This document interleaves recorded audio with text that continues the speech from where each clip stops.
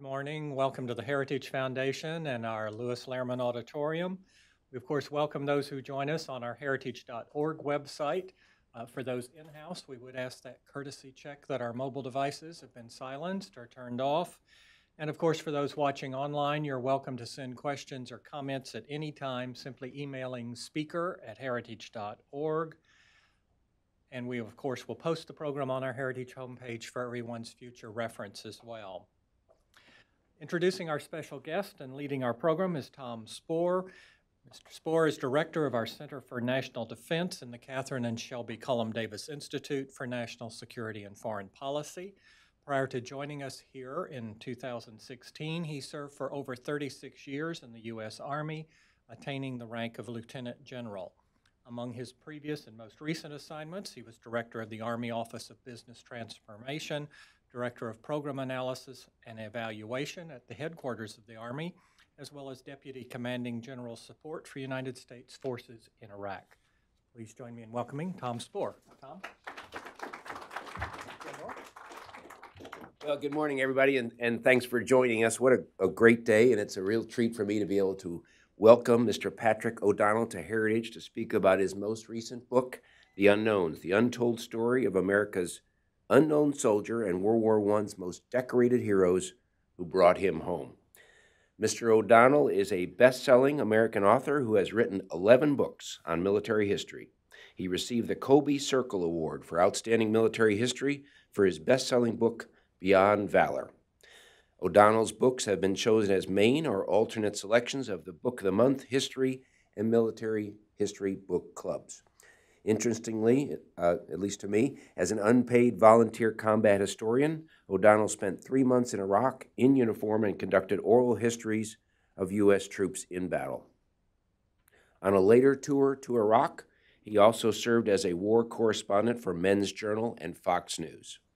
His writing has also appeared in Military History Quarterly, World War II magazine, and a number of well-known blogs. As an expert on World War II espionage, special operations, and counterinsurgency, Mr. O'Donnell has provided historical consulting for DreamWorks' award-winning miniseries Band of Brothers, and for scores of documentaries produced by the BBC, the History Channel, and Fox News. His book is extraordinarily gripping and informative. Mr. O'Donnell is going to speak for some amount of time, then he'll be happy to take your questions, and finally, after the formal event is concluded, he'd be happy to sign books that you might have or might have purchased. They're available in the lobby for $25. And so, ladies and gentlemen, please join me in welcoming Mr. O'Donnell.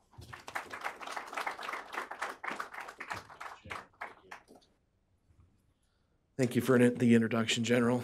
And it's an honor and a pleasure to be back at Heritage, one of my favorite places to speak. I've written 11 books on military history, from the Revolution all the way to the Battle of Fallujah, where I was a combat historian, as the General mentioned. Every one of the books that I've written has found me, and I don't mean that in a cliche manner. Looking at the Battle of Fallujah, for instance, I ended up with the platoon, a Marine platoon that had the most casualties in the Battle of Fallujah, and fought house to house with them. When I came back, I asked my parents not to come to Camp Pendleton, and I didn't have a ride to the train station, but certainly the story then found me again, where the men of George Company 3-1 from Korea asked if I needed a ride to the train station. And then they said, oh, by the way, we held a key hill at the Chosin Reservoir against an entire Chinese regiment against all odds. Immediately, my curiosity was piqued, and I wanted to know more, and that became the book, Give Me Tomorrow. The latest book when I came to Heritage was called Washington's Immortals, and Washington's Immortals was found by accident when I was with the battalion commander I was with in Iraq. We were going on a battlefield tour in Brooklyn. We're going, first went to Greenwood Cemetery, where the battle begins. And we walked down the hills of Greenwood into the alleys of Brooklyn and found a rusted old sign that said, "Here lie 256 Continental soldiers, Maryland heroes." Inside of Brooklyn, near that sign is a mass grave. It represents an American Thermopylae where these men saved the United States. I wanted to know the backstory behind that sign. It was history in plain sight, just like the unknowns. That book found me when the battalion commander in Iraq asked me to give them a battlefield tour of Normandy. We went to first Normandy, where I took them through the amazing battlefields and drop zones of the 82nd Airborne at Lafayette Bridge. We went to St. Mary Glees. We went to Pointe du Hoc, where the Rangers scaled 90-foot cliffs. In and around the battlefields of Normandy, I took the men that I was with in Fallujah, and then we went back to the hallowed ground of Belleau Wood. And this, exactly 100 years ago to this day, the Battle of Belleau Wood raged. And it was here that the Marine Corps and the 2nd Division, which was Army, and there was the division included the 4th Brigade, which was Marines, and the 3rd Brigade, which was Army, as well as many other units. They stopped an entire German drive at Paris that summer at Belleau Wood, 100 years ago this day. As we walked around the shell craters of Belleau Wood, the scars of war are still very present in Belleau Wood. The trees themselves still contain mustard gas shells from the battle. As we walked around, the two generations met. It was my generation in Fallujah, and then it was the generation from World War I. And at Hill 142, Ernest A. Jansen, otherwise known as Charles Hoffman, I'll get into that story later, seized Hill 142 along with George Hamilton and the 49th Company, as well as several other companies of Marines. It was the first offensive action at Belleau Wood. They had to charge across a wheat field under direct machine gun fire. Many of their ranks were depleted. Many men fell as they went across the wheat. Jansen and Hamilton somehow made it to the top of 142. They drove off the elements of a battalion of Germans. This is an incredible story. But they then knew that they had to brace for a counterattack. So they dug in as good as they could with bayonets and their helmets, and they braced for the inevitable counterattack they knew which would come. German potato mashers sort of sounded that counterattack, and then out of the corner of his eye, Ernest Jansen saw about 15 Stahlhelm camouflaged helmets. These are German helmets that were creeping up on the side of the hill, and they were about to set up 5 machine guns, which would sweep the entire hill. He let out a blood-curdling cry, and with his fixed bayonet was able to disrupt these 5 machine guns that were about to sweep the hill and maybe even change the course of the battle. At this point, I found out that Jansen was the first Medal of Honor recipient for the Marine Corps in the Great War, but he was also a body bearer for the unknown soldier. At that point, I knew that the unknowns had found me. I wanted to know who the other 8 men were, or a total of 8 men, and who, what's the story behind the unknown soldier? What I found is it was history literally hidden in plain sight. The story of the tomb has hardly ever been told. This book really gets into the story of the selection, the process, and it's also a very cinematic look at World War I. The men that General Pershing chose to be the body bearers were chosen to tell the story of the American Expeditionary Forces in World War I. He chose these men specifically for their stories to tell the larger story of the war. It's the story of each branch of service. It's the story of the Army, the Navy, and the Marine Corps. But within those branches, it also tells the story of the combat specializations within each. It tells the story of combat engineers. This is not the guys that build things, it's the people that blow things up. Or in the case of Thomas Saunders, body bearer Thomas Saunders, his job was to snip the wire and to breach a hole in the wire. This is a suicide mission, to go out in front of into no man's land with just a pair of wire cutters and cut a hole through the wire so that the advancing infantry could breach the wire. And we're not talking about just a tiny little fence. This is mountains of barbed wire that he had to go through under direct fire, under artillery fire, and under machine gun fire, somehow accomplishing his mission. It's a story of mounted troops, believe it or not, in France. The United States had cavalry, and this is the story of Harry Taylor, who I'll talk about a little bit later. It's a remarkable story of sort of a mounted troop, but really it's also the story of a suicide mission as well, where his unit is nearly annihilated at a place called the Hindenburg Line and the Meuse-Argonne offensive. It's the story of Naval Guards. One of the body bearers was with the Navy. He was a Naval Guard, and his job was to guard merchant ships with his deck gun and his crew. It's also the story of the field artillery, the heavy guns, the rail guns. I mean, this is sort of forgotten. World War I, in my view, it's the 100th anniversary and hardly anybody knows about it. It's a forgotten war. It's a forgotten generation. It's the reason why I wrote The Unknowns. All of these men eventually come together to bring back the remains of the unknown soldier. This book also tells that story of the selection process, as well as the ceremony, which took place right here in Washington, D.C. in November 1921. But the heart of this book is the stories. The stories are the stories. And these are stories that each could be, in my opinion, a movie. They're extraordinary. They're interesting. They're compelling. I mean, I've written 7 books on World War II, but I found that the Great War was even more compelling in many ways.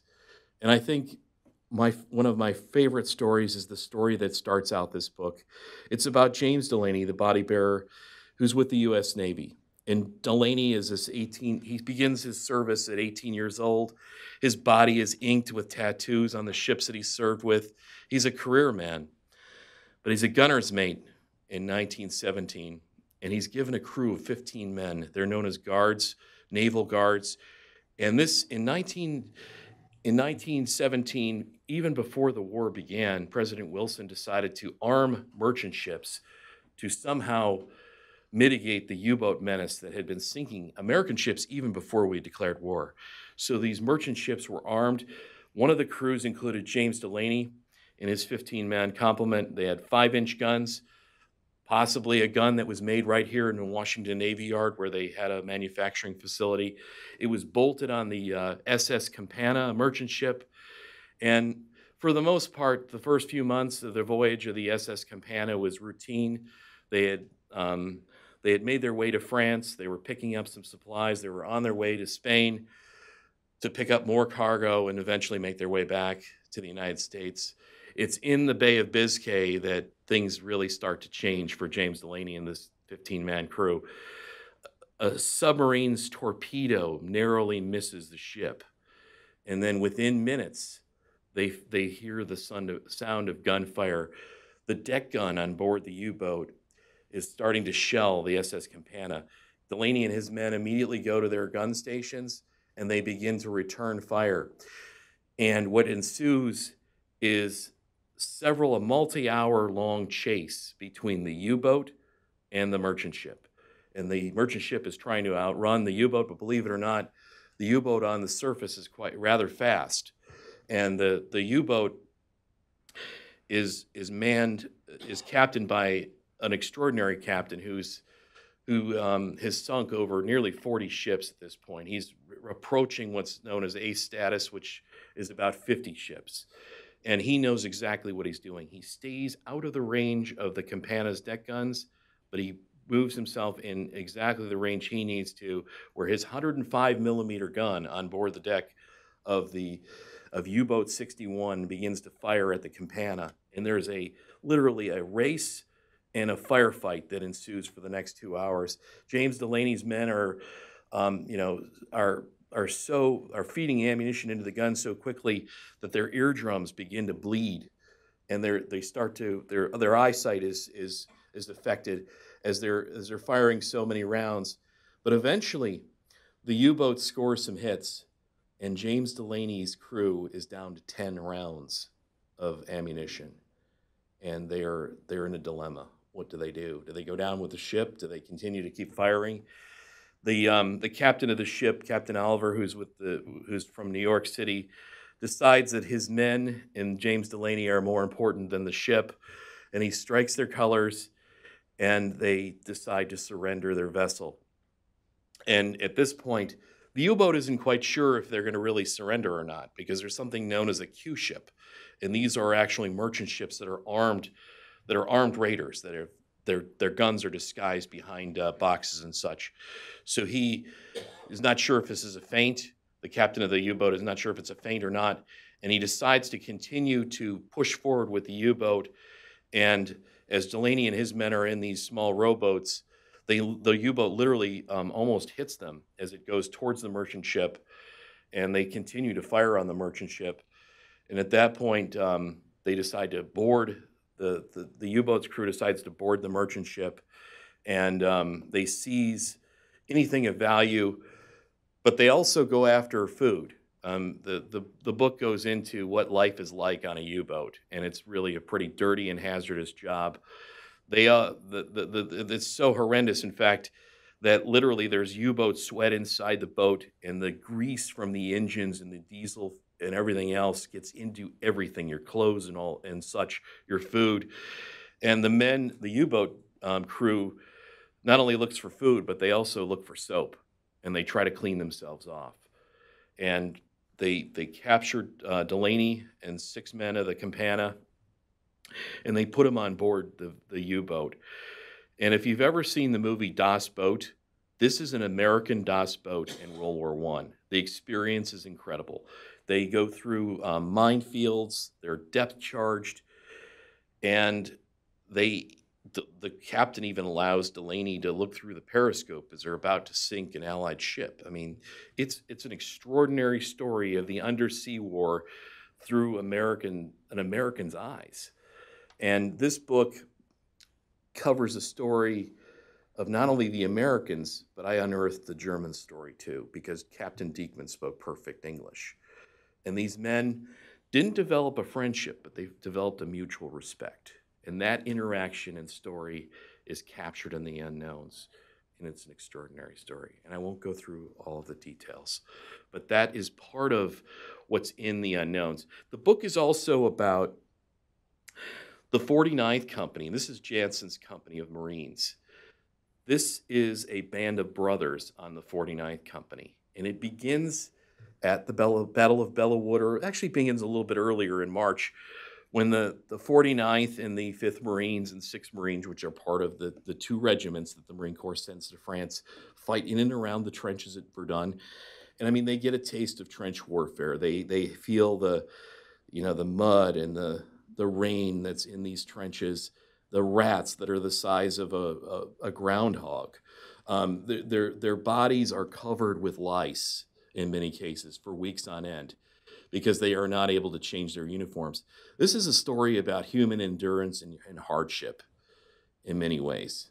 And it's about people that are unprepared. They're just regular Americans, but this is a generation that is a forgotten generation, but it's much like the World War II generation in many ways. These are individuals that are hardened, that are able to overcome and adapt.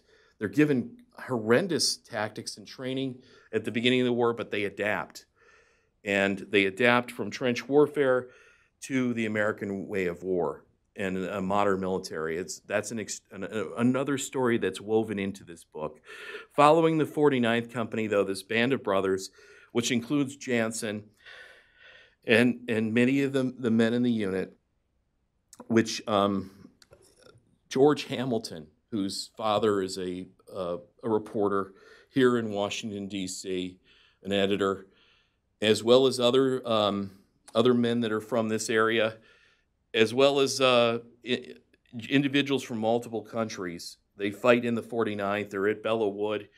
They're at a place called Soissons. It's another forgotten aspect of World War I, where literally after Bellewood, Bellewood is a turning point. They stop the German drive towards Paris. It's one of the last times that the Germans really go on the offensive. And at Soissons, the Allies go on the offensive, and they turn back the Germans, and they start to retreat back towards what's known as the Hindenburg Line, their fixed fortifications, where they started their offensive in the beginning of 1918. And it's here that Soissons, that Harry, some of the men in the book, the field artillery, all interact with each member of the book, of combat engineers are involved, but the 49th keeps fighting through these battles. And I think the one that I'd like, the battle that I think that is the Belleau Wood. It's a little more than Belleau Wood. It's the forgotten story of the Marine Corps in World War I. It's a story of a place called Blanc Mont Ridge. And this is in October.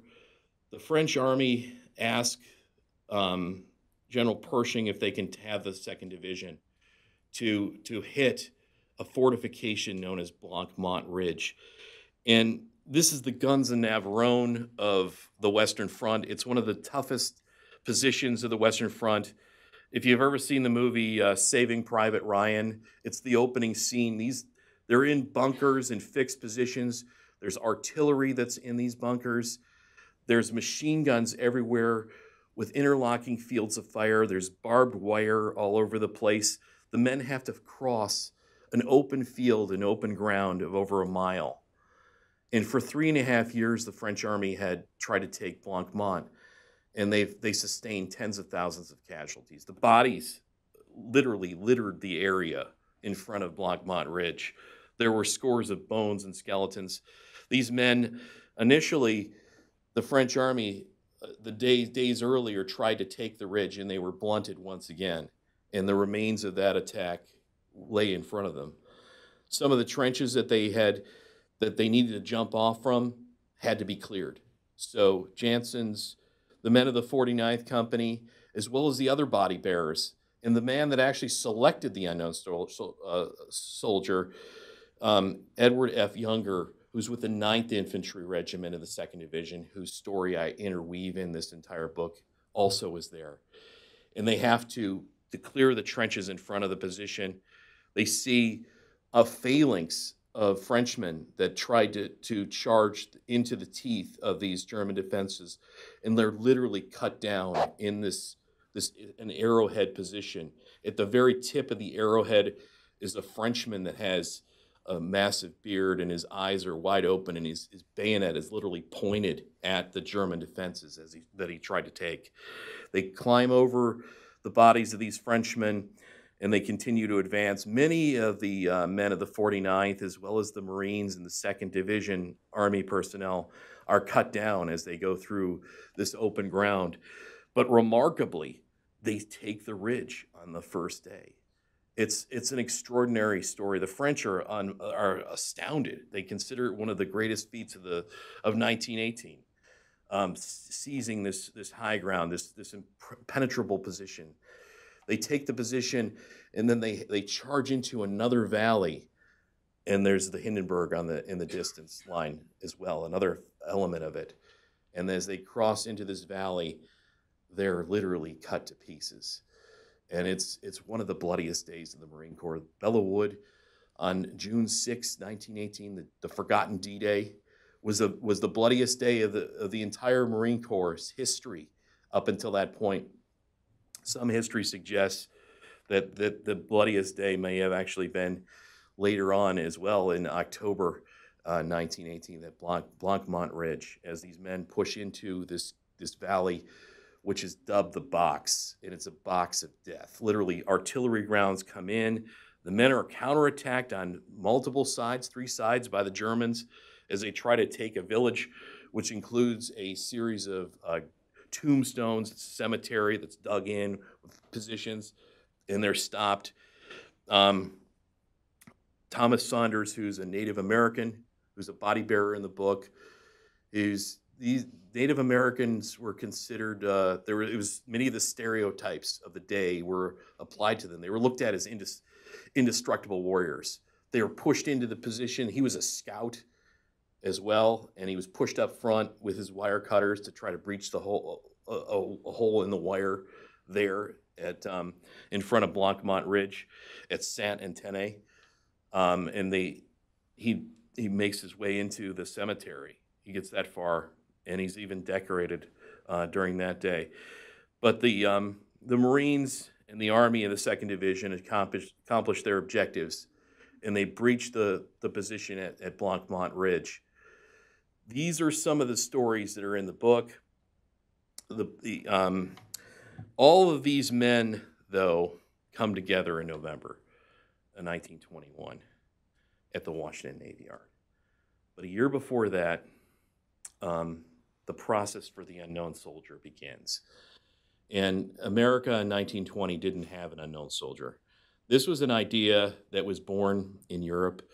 The French were the first to have an unknown soldier, to honor a single soldier that was unknown, that represented all the sacrifices of those who had fallen in battle. And it was followed by the United Kingdom. And then here in the United States, there were about 2,200 unknown Americans that had fallen in France that had not been identified. The Army had hoped that all of those bodies could be identified and that there wouldn't be a need for an unknown soldier. But Marie Maloney, who was an editor of a popular women's magazine, kind of the Mademoiselle of its day, the Delineator, wrote a letter to the War Department and said, look, we need to have an unknown soldier for America that represents who we are as Americans, why we fight. And she makes a very compelling case and literally starts a movement. The press in the United States picks up on the story, and it goes viral. And a young congressman, Hamilton Fish, from New York City, who fought in a unit known as the Harlem Hellfighters, and this is largely an African American and Puerto Rican American unit from Harlem that fought in the trenches in France very valiantly. It was led by white officers due to segregation and racism, and he was one of those officers, but he saw a need to honor his men that had fought in France, and he championed the idea of an unknown soldier. He gets the bill through Congress, President Wilson signs it into law, and at that point, it's already 1921. It's the fall of 1921, and the United States has to select an unknown.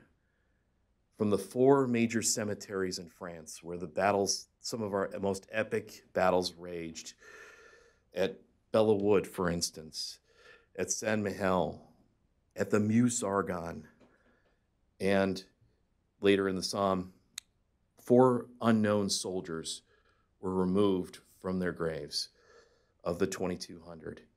The bodies were carefully checked to make sure there were no dog tags, diaries, letters, anything that identified them.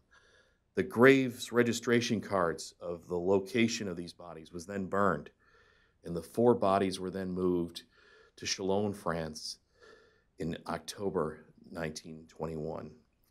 And at this point, there's a ceremony. The French come to Chalon. There's an honor guard of hardened veterans that had fought in the French army, the grunts that had been there. They line up. The citizens of Chalon are there. There's many officials. The United States Army sends some of the men that had been fighting in France, including Edward Younger, who had distinguished himself in the 2nd Division at Mont Blanc Ridge. He was very severely wounded at Blanc Mont. And a small guard of six men helped in the ceremony. And at that night, a general officer with the United States Army, was going to select the unknown soldier. The French came up to us and said, no, we used an enlisted man.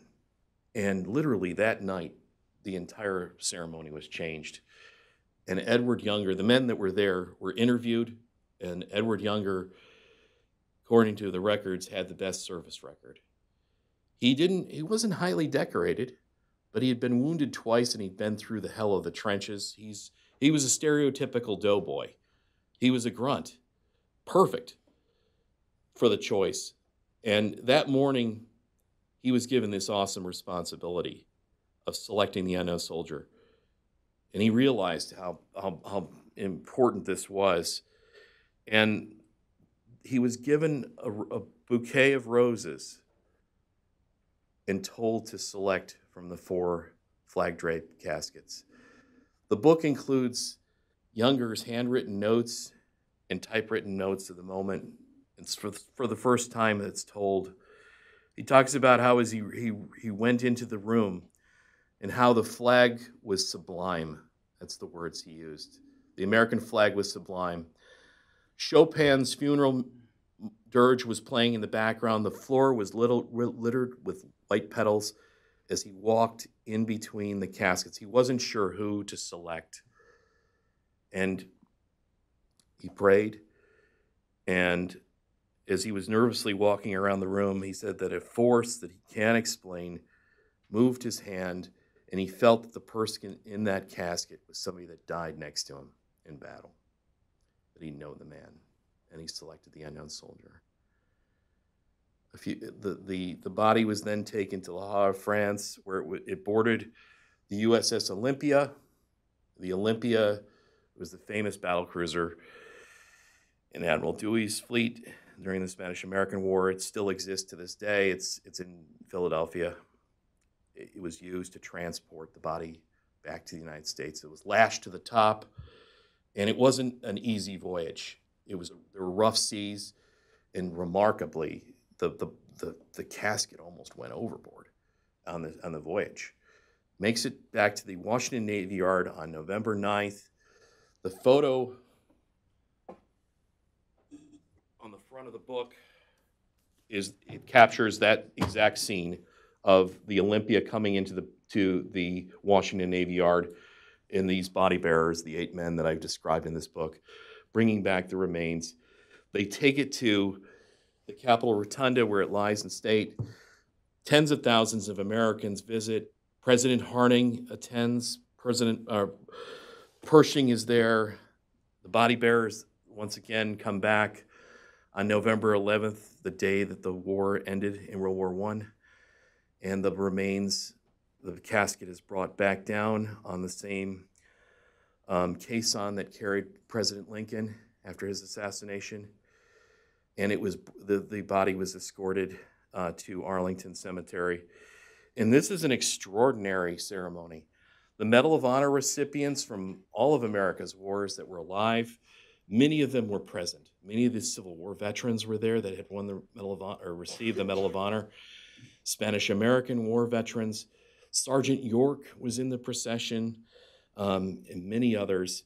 And then the body bearers were carefully guiding the casket towards Arlington Cemetery, where it was about to be interred. That there's actually soil from France that was brought back, and the body was. There were many people that spoke. President Harding spoke. It was one of the first times that technology was used to broadcast his speech nationwide. It was not by radio, it was they used a system called the Bell Teletalkie, which was it amplified his speech over telephone, and it went around the country, and people were able to listen. And the body was slowly lowered into the ground, and remarkably, the unknowns and the unknown soldier, it was about closure for the Great War, but it was also about healing in the United States. Thomas Saunders was a Native American, but the last person to speak was Chief Plentycoos, who was was an American Indian, a war chief, that says some words, and he places his war staff and bonnet on top of the unknown as the dirt from France is placed into the tomb, and the unknown is buried. The book is about history in plain sight. It's about who we are as Americans, and it's about a forgotten generation, the World War I generation. Thank you very much. I'll be happy to answer your questions.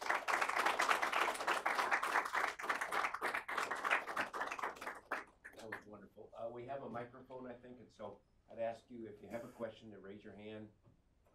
If you have an affiliation, you can say it, and then ask your question. We're broadcasting online, obviously, so questions, please.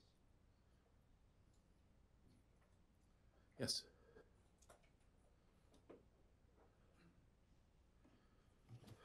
Hi, my name is Benjamin Marsh. I'm with the Heritage Foundation. It's been 100 years, more or less, since June 28th, when Archduke Franz Ferdinand was assassinated. How do we apply these experiences of these men at the onset of this modern warfare to international policy going forward, and how we treat warfare nowadays? I think that there's a number of important things with this event. This is the 100th anniversary of 1918, where America's involvement literally changed the course of history. And these individuals themselves were responsible for that. So much of World War I, the modern world, it's the change between the old world and the modern world. The world was remade in World War I. Countries were changed. The entire Middle East was basically, the Ottoman Empire was carved up into the countries that we know now today as Iraq and Syria. Those same fault lines are ever present. I mean, you look at the president of France when he came here, he brought a small sapling from Belleau Wood to represent the American sacrifice during the Great War. But I think there's so much that is of our world is still under the shadow of World War I, and it's something that it's a history that we don't even realize in many cases. The world was remade from this event, and so much flows from it. And just the thing that really struck me is this generation is a forgotten generation, and my goal with the Unknowns was to sort of bring it back to life in some way, to bring back the spirit of that generation and the sacrifices that they made, and so that the Americans could appreciate it and recognize it on this 100th anniversary. But I think there's so much that we can learn from that war, and that applies to this day. I mean, this is the Great War changed my life. It almost killed me in Fallujah and the men that I was with, and that was the thing that I found so striking, was as we were walking Belleau Wood, that it was an event that almost took all of our lives. Many of the men were part of the Wounded Warrior Regiment, so they lost limbs and arms and legs, and they were barely able to amble around the shell holes. And it was this sort of meeting of these two generations, and the recognition of the realization that the generation of Marines that I was in Fallujah with, their stories are most Americans don't have any idea of those personal stories, except for the families and those who were there. Yes. Yes, sir. My name is David Hammond. I'm with the World War I Centennial Commission. Oh, hey, great. So I thank you very much for what you're doing to help bring back to life the forgotten generation and their forgotten war that we try to... Thank you for what you're doing. I mean, it's really important, and especially your efforts at Pershing Park, which is right down the street, to provide a real physical memorial for this generation. It's an extraordinary effort that I fully support. Well, thank you. We're still struggling to raise money, so for all that are listening and everybody here, you can go to our website, look at a treasure trove of information and educational material, look at the progress of our memorial and the things that we're doing. My question, I haven't read your book yet. I'm looking forward to reading it soon. And when Pershing selected the pallbearers for this, did he know them personally, or were they selected by references from their staff? Was there a selection criteria? How did this come about? Was it just chance? It wasn't chance. And what you find is that there was a deliberate selection to be fair. Pershing had a sort of an innate fairness about him. He wanted to make sure that all of the units that had fought in France had recognition. There was a concerted effort to make sure that each of the branches of service were recognized. The Army, the Navy, and the Marine Corps all selected individuals, but it was Pershing that made the final decision. And in several cases, he actually knew the men personally. And this is especially true with Samuel Woodfill, who he had known personally, who he said was one of the most decorated and extraordinary doughboys of that generation. And Jansen as well. These two had both met in France, and several of the other body bearers. So there was a personal connection in some cases, but it was also, the branches themselves that selected these individuals. And there was even a height requirement. They wanted men to be at least 6 feet high. But they all had, in most cases, an extraordinary field record in some way. And they had a story to tell. Each one of these men had an incredible story to tell. Be it James Delaney, fighting off a U-boat for hours, in his American Dust boat experience to Ernest Janssen leading a one-man bayonet charge against 15 German soldiers that disrupted the machine guns that were about to take Hill 142, or Harry Taylor, who was part of the mounted troops in the 91st Division, the Wild Westerners, as they were called. And this is one of my favorite stories that I really didn't get into in this book, in this discussion, I should say. And the 91st was men from the West. They included, cowboys and ranchers and hunters, and even some like members of the nascent film industry, all kind of dumped into one unit. And this is Western manhood that came together and forged really quite a remarkable unit. It was staffed by NCOs like Taylor, who had been in the Army for many, many years, and literally was a cowboy, born in the saddle practically. He spent most of his time in Yellowstone, in the West, and they formed the 91st, and they have to take a town called Gesney, which is a forward position on the Hindenburg Line, heavily defended. The Germans have the entire position, with interlocking fields of fire from machine guns. There's artillery, and one of the things I didn't really get into quite a bit yet in this discussion was the gas, and this is persistent. Many of these men had to sleep in their gas masks as they fought, just to survive. And the gas was, phosgene gas, and then something called mustard gas, which is oily droplets that got inside your clothes, literally made you itch all over, potentially take your mask off, which you'd be hit then by the phosgene as you were taking your mask off, if you were foolish enough to do that. But you imagine fighting through World War I combat with no peripheral vision, your nose and your mouth sweating as you're going through these positions and somehow hoping to survive under a torrent of lead from machine gun bullets and heavy artillery.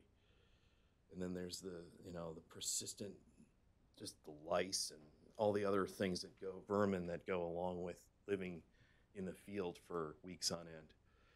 It's an extraordinary story of Americans that in many cases did not have any formal training. The tactics that they were given in many cases were outdated. They were at the beginning of the war at Belleau Wood, for instance, the Marine Corps charges in Civil War formation because the French ordered them to, into the teeth of machine guns. They learn infiltration tactics. They learn modern combat infantry assault tactics because it's the only way to survive. And they learn to combine artillery, airplanes, and even the tank as the war goes on, combined arms fighting. And what morphs is this war, this 19th century army that the United States and Marine Corps, that they have into a modern army and a modern fighting force. And it's the beginning of an American century. Yes. Hi, Kylie with Regnery Publishing. I just wanted to know, how long did it take you to research this, and what was a favorite story that you uncovered that really surprised you just never knew about before? Sure. The book really started in 2010, and I write multiple books at once, which is really hard to do.